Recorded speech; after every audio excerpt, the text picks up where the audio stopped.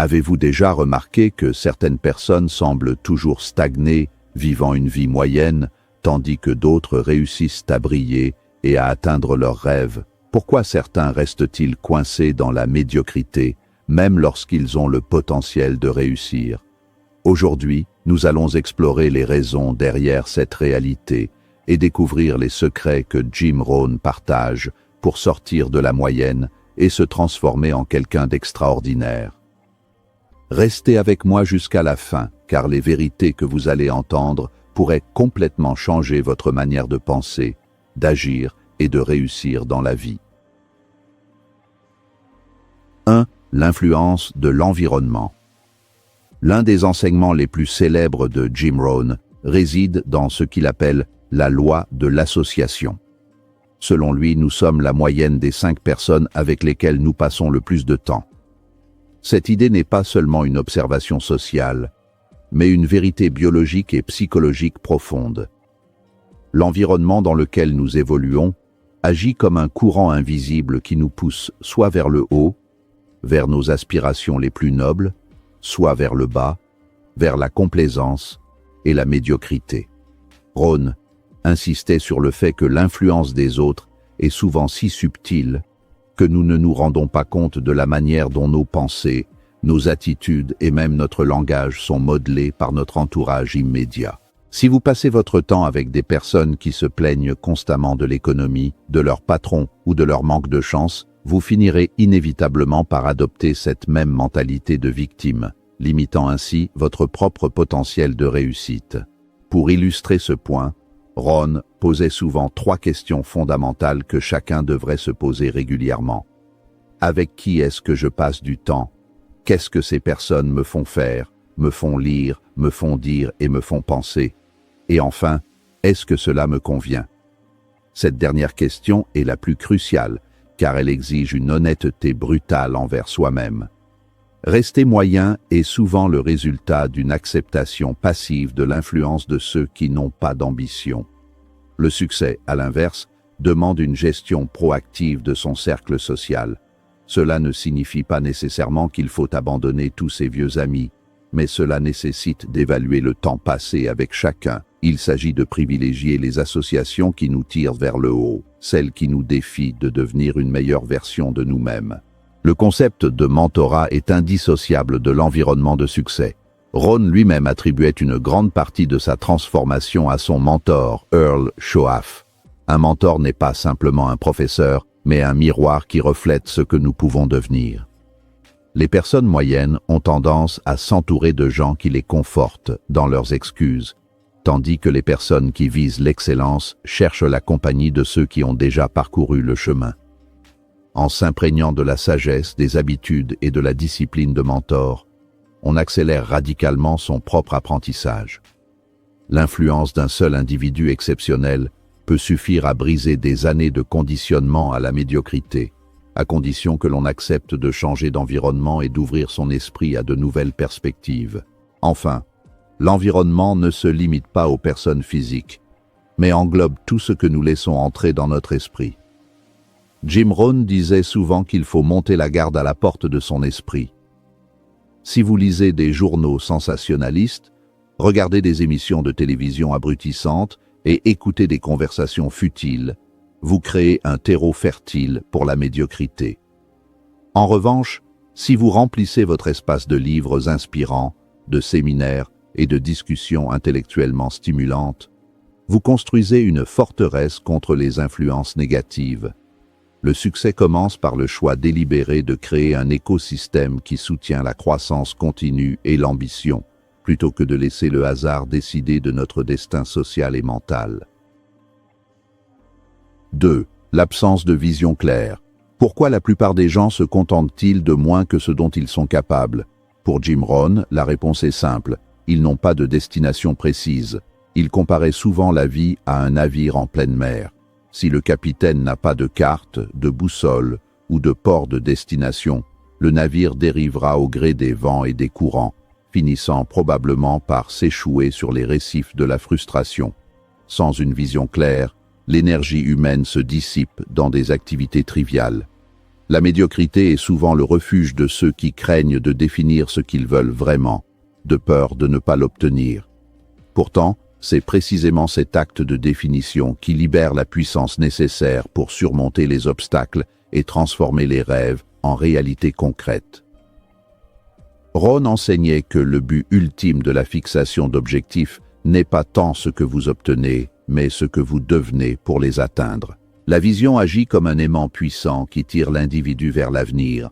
Lorsqu'une personne a une vision suffisamment forte, elle développe une faim interne que rien d'autre ne peut satisfaire. Cette clarté permet de distinguer ce qui est urgent de ce qui est important. Les personnes moyennes sont souvent très occupées, mais elles ne sont pas productives car leurs efforts ne sont pas alignés sur un but central. En revanche, celui qui a une vision sait dire non aux distractions, car son oui intérieur à son futur est bien plus fort que n'importe quelle sollicitation passagère. L'un des exercices les plus puissants préconisés par Rohn était la rédaction systématique de ses objectifs. Il affirmait que le processus physique d'écriture crée une connexion entre le subconscient et le monde matériel. Une vision qui reste uniquement dans la tête n'est qu'un souhait. Une vision écrite est un engagement. En détaillant précisément ce que l'on veut accomplir sur le plan financier, personnel, spirituel et relationnel, on commence à programmer son cerveau pour repérer les opportunités qui mènent à ces résultats. La clarté réduit l'anxiété et augmente la confiance, car chaque action quotidienne prend un sens nouveau lorsqu'elle est perçue comme un pas de plus vers une destination choisie plutôt que subie. La vision doit également être soutenue par un pourquoi puissant. Rohn expliquait que si le pourquoi est assez fort, le comment devient facile. Beaucoup de gens échouent parce qu'ils se concentrent trop sur la logistique et les difficultés techniques de leur projet. Sans une vision inspirante qui donne un sens à la douleur et à l'effort, ils abandonnent dès la première difficulté. L'absence de vision condamne à vivre dans le passé ou dans un présent perpétuel, sans espoir d'amélioration. Cultiver une vision claire, c'est se donner une raison de se lever tôt, de travailler dur et de persévérer là où les autres s'arrêtent, transformant ainsi une vie ordinaire en une épopée extraordinaire. 3. La peur et le confort. Le plus grand ennemi du succès n'est pas l'échec, mais le confort. Jim Rohn mettait en garde contre ce qu'il appelait la douce dérive de la zone de confort. Rester moyen est une décision souvent prise par défaut, car c'est le chemin de la moindre résistance. La zone de confort est cet espace psychologique où les choses nous sont familières, où nous nous sentons en sécurité, mais où rien ne pousse jamais. La peur de l'inconnu paralyse la majorité des gens, les incitant à se contenter d'un travail qu'ils n'aiment pas, de revenus insuffisants et de relations médiocres, simplement parce que le risque de changement semble plus effrayant que la stagnation elle-même. La peur de l'échec est un obstacle majeur que Rohn encourageait ses disciples à affronter de front. Il soulignait que l'échec n'est pas le contraire du succès, mais une partie intégrante de celui-ci. Les personnes qui évitent l'échec évitent également les leçons nécessaires pour réussir. Pour dépasser la moyenne, il faut accepter d'être vulnérable, de faire des erreurs et parfois de paraître ridicule. La peur de ce que les autres vont penser est l'une des chaînes les plus lourdes qui maintiennent les individus dans la médiocrité. Rohn disait souvent que nous devons tous souffrir de l'une des deux douleurs, la douleur de la discipline ou la douleur du regret. La discipline pèse des grammes, alors que le regret pèse des tonnes. Affronter ses peurs est un muscle qui se renforce avec l'usage. Chaque fois que nous faisons quelque chose qui nous effraie, que ce soit prendre la parole en public, investir dans une nouvelle entreprise ou avoir une conversation difficile, nous élargissons les limites de notre monde. Les personnes moyennes cherchent à minimiser l'inconfort, tandis que les leaders cherchent activement à se mettre dans des situations qui exigent de la croissance. Rohn rappelait que la vie ne vous donne pas ce que vous voulez, elle vous donne ce que vous méritez par votre courage et votre travail. Le confort est une drogue qui engourdit l'ambition et transforme les rêves en souvenirs amers d'opportunités manquées. Le passage de la médiocrité à l'excellence exige une rupture radicale avec la sécurité apparente. Il faut être prêt à abandonner qui l'on est pour devenir qui l'on peut être. Cela implique souvent de traverser une période d'incertitude et de peur intense. Cependant, c'est dans ce feu que le caractère se forge. Ron encourageait chacun à regarder ses peurs dans les yeux et à agir malgré elles. Il expliquait que la plupart de nos craintes sont des illusions créées par notre esprit pour nous protéger, mais qu'en réalité, elles nous emprisonnent. En choisissant l'aventure plutôt que le confort, on découvre des ressources intérieures insoupçonnées qui nous propulsent bien au-delà de la moyenne. 4. La discipline et les habitudes. Pour Jim Rohn, la discipline est le pont entre les objectifs et l'accomplissement. Sans elle, même la vision la plus brillante reste une simple hallucination. Ce qui distingue les individus extraordinaires des gens moyens n'est pas un talent inné ou une chance insolente, mais la capacité à s'imposer une rigueur quotidienne. La discipline ne consiste pas à accomplir des exploits héroïques de temps en temps, mais à répéter de petites actions constructives, jour après jour, avec constance. C'est la somme de ces petites victoires qui finit par créer une dynamique irrésistible vers le succès.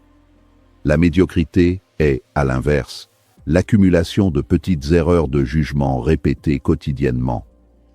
Ron utilisait souvent l'exemple de la santé pour illustrer ce principe.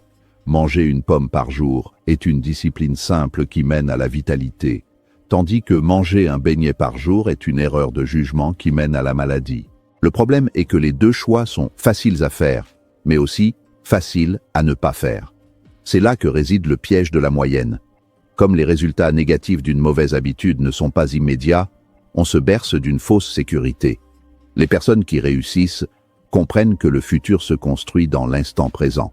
Elles ont la discipline de faire ce qu'elles doivent faire, même quand elles n'en ont pas envie, car elles savent que c'est le prix à payer pour l'excellence. Les habitudes sont les rails sur lesquels roule notre vie. Si nous ne choisissons pas consciemment nos habitudes, elles se formeront par défaut, et généralement, elles nous mèneront vers la stagnation. Ron insistait sur l'importance de concevoir des routines productives. Cela commence par la façon dont on commence sa journée.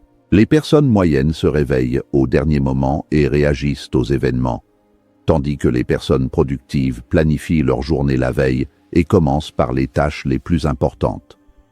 La discipline personnelle est une forme de respect de soi. Chaque fois que vous tenez un engagement envers vous-même, vous renforcez votre confiance. Chaque fois que vous le rompez, vous affaiblissez votre caractère. La persévérance est la forme ultime de la discipline. Le chemin vers le sommet est parsemé de défis qui poussent à l'abandon. Ron enseignait qu'il ne faut pas souhaiter que les choses soient plus faciles, mais souhaiter être meilleures.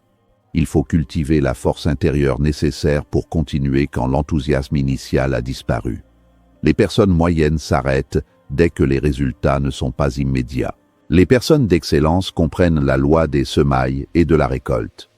Il faut d'abord préparer le sol, planter les graines, arroser et protéger la culture avant de pouvoir espérer une moisson. La discipline est l'eau et le soleil qui permettent à ces graines de succès de germer et de s'épanouir sur le long terme. 5. L'apprentissage continu. La philosophie de Jim Rohn sur l'apprentissage peut se résumer à cette phrase célèbre. L'éducation formelle vous permettra de gagner votre vie. L'auto-éducation vous fera faire fortune. Pour lui, rester moyen est le résultat direct de l'arrêt de la croissance personnelle après la fin des études obligatoires. La plupart des gens cessent de lire des livres sérieux, de suivre des formations ou de chercher de nouvelles connaissances dès qu'ils obtiennent leur diplôme. Ils pensent que leur éducation est terminée, alors qu'en réalité, c'est là que le véritable apprentissage commence. Le succès laisse des indices, et pour les trouver, il faut devenir un étudiant perpétuel de la vie, de l'économie, de la psychologie et du développement personnel. Lire est l'une des habitudes les plus fondamentales recommandées par Rohn. Il affirmait qu'une bibliothèque personnelle est le signe extérieur d'une richesse intérieure. Chaque livre contient les idées et les expériences de toute une vie d'un auteur.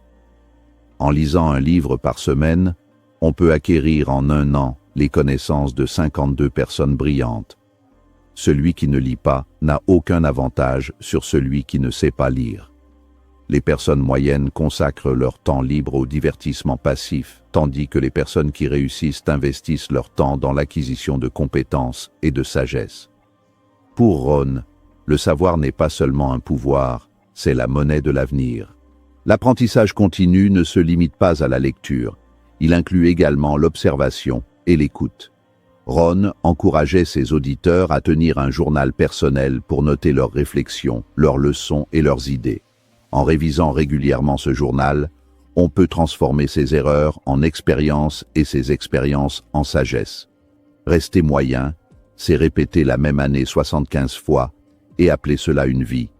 Grandir, c'est s'assurer que chaque année est une accumulation de nouvelles compréhensions et d'une plus grande maîtrise de soi.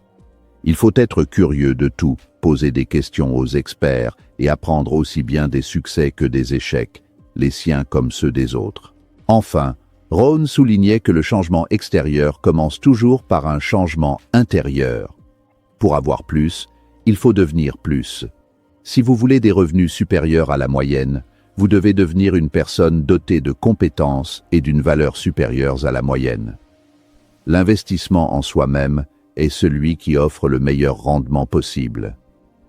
En affinant constamment sa philosophie, ses compétences de communication et sa gestion émotionnelle, on devient une personne magnétique pour les opportunités. Refuser d'apprendre chaque jour, c'est choisir de devenir obsolète dans un monde en constante mutation. L'excellence est une quête sans fin, un engagement à ne jamais se satisfaire de ce que l'on sait déjà pour toujours tendre vers ce que l'on peut encore découvrir. La moyenne est un choix, pas une fatalité. En changeant votre environnement, en définissant vos objectifs, en affrontant vos peurs, en cultivant la discipline et en apprenant continuellement, vous pouvez sortir de la médiocrité et atteindre des sommets que vous n'auriez jamais imaginés. Commencez aujourd'hui et laissez Jim Rohn être votre guide vers une vie extraordinaire.